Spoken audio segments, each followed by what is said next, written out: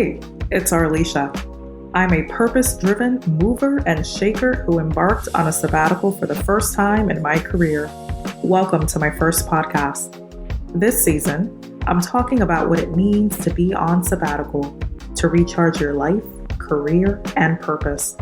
Throughout each episode, I'll share gems and insights experienced from my first sabbatical journey in the hopes it'll inspire you to harmonize your life and ambitions. Let's get into it.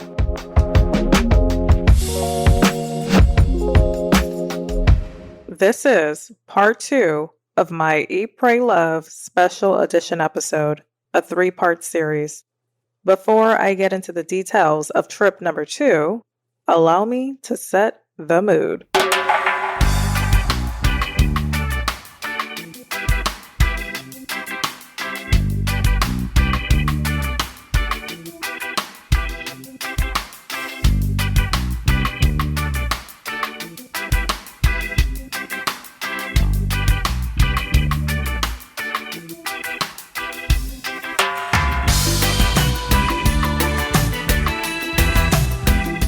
Do you know where we are? We are in Montego Bay, Jamaica.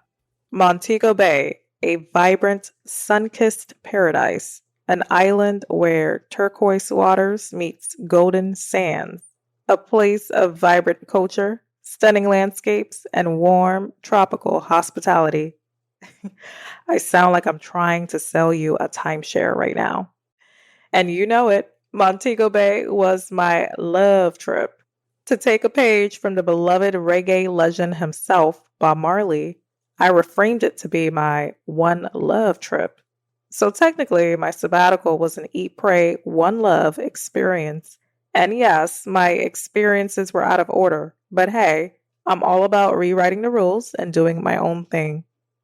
Now here's why I chose Montego Bay for my love trip. I was craving a destination that would provide me with captivating days of relaxation, adventure, and rhythm. I got all of that and more. And listen, I don't know if it had to do with us being quarantined just a few years ago and minimizing the amount of parties attended, or if it's just life in my 30s, but my hips got a little stiff. I needed some good rhythm and vibes to get my hips oiled up again.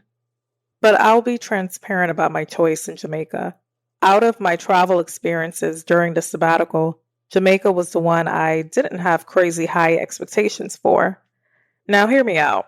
I live in a city that has a taste of Jamaica right in my backyard.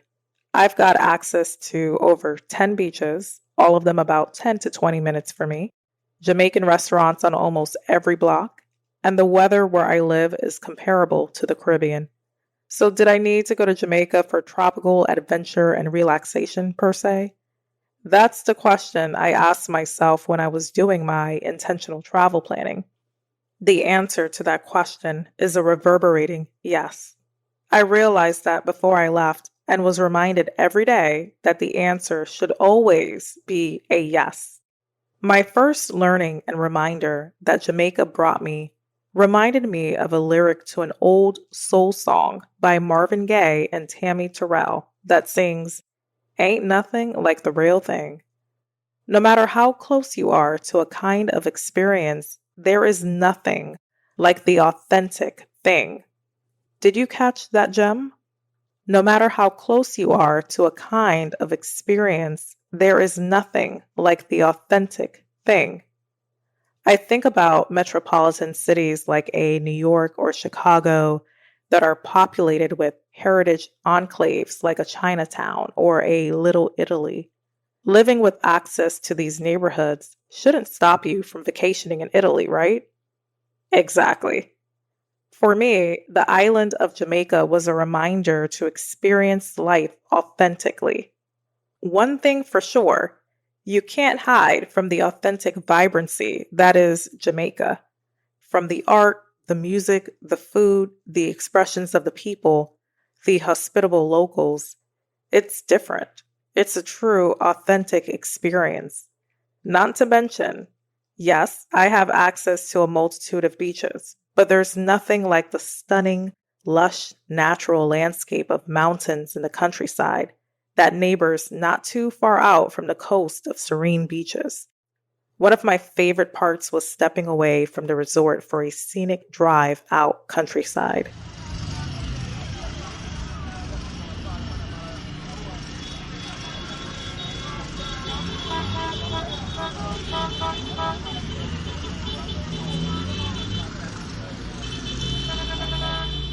In my journey up the mountains, I was welcomed to the sights of mountain goats and other native animals en route to enjoy some bamboo rafting on the river.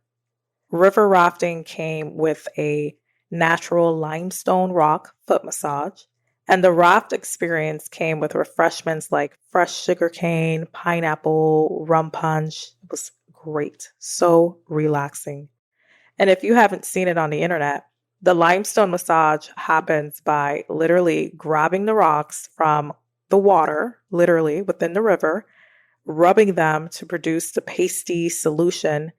They massage it into your skin and it leaves you so smooth and exfoliated. I kid you not, I came back with my legs smooth for like a good 2 weeks. It doesn't get more authentic than that. This was nothing close to my proximity to Jamaica back home. It's always worth stepping outside of what you think an experience already is to be in the midst of a place or thing authentically. And of course, this is not limited to a geographical place or destination or choice for your vacation. This is a life lesson too. Here's what else my One Love experience afforded me. Jamaica showed me that, like Stella, I still got it.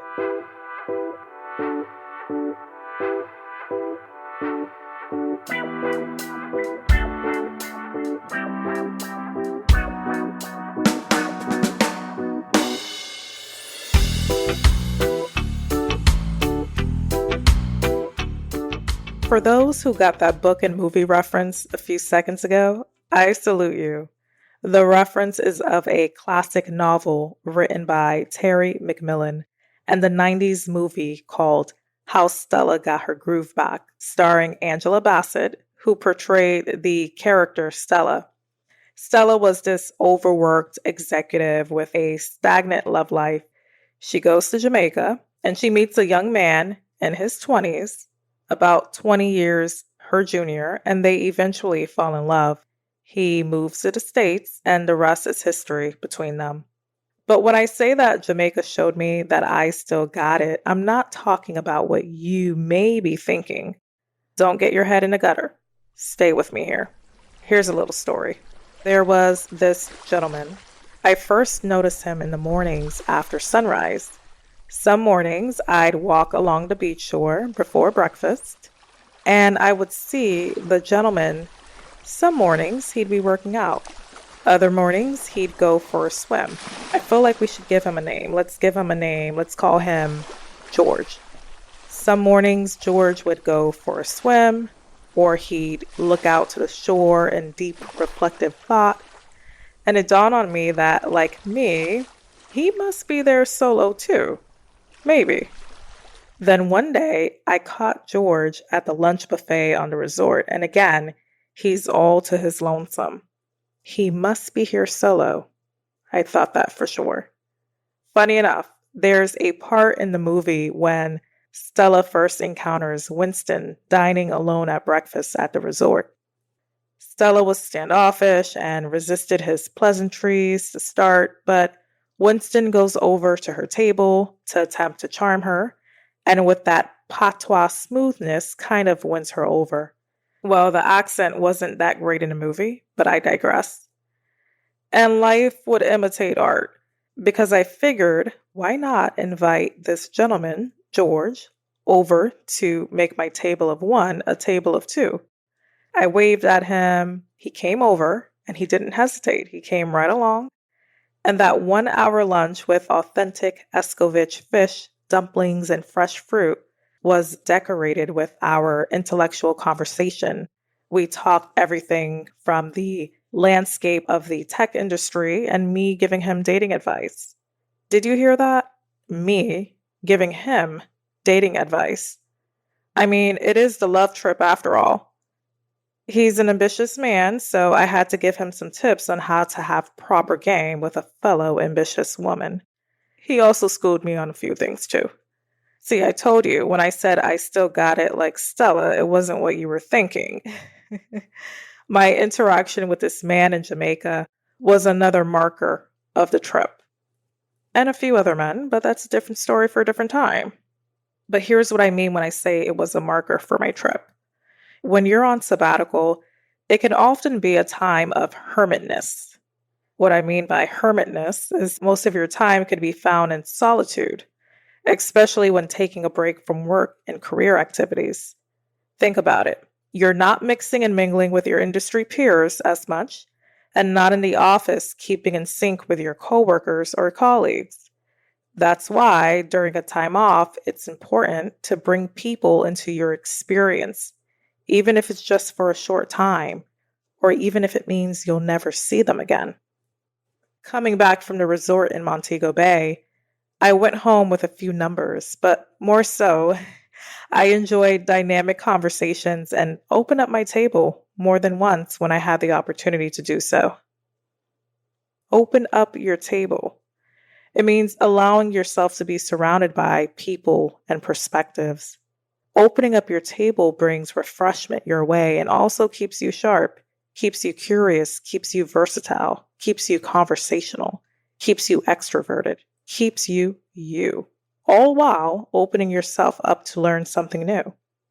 One of my best characteristics is embracing perspectives. It's one of my gifts. In fact, the root of my career has been about executing perspectives. It's where I shine. It's one of my grooves. So, in essence, opening up my table in Jamaica was me sharpening and reinforcing a tool that is useful for me, one that I use every day in my career. Not that I fully lost anything, but it was useful for me to exercise my groove while on this trip.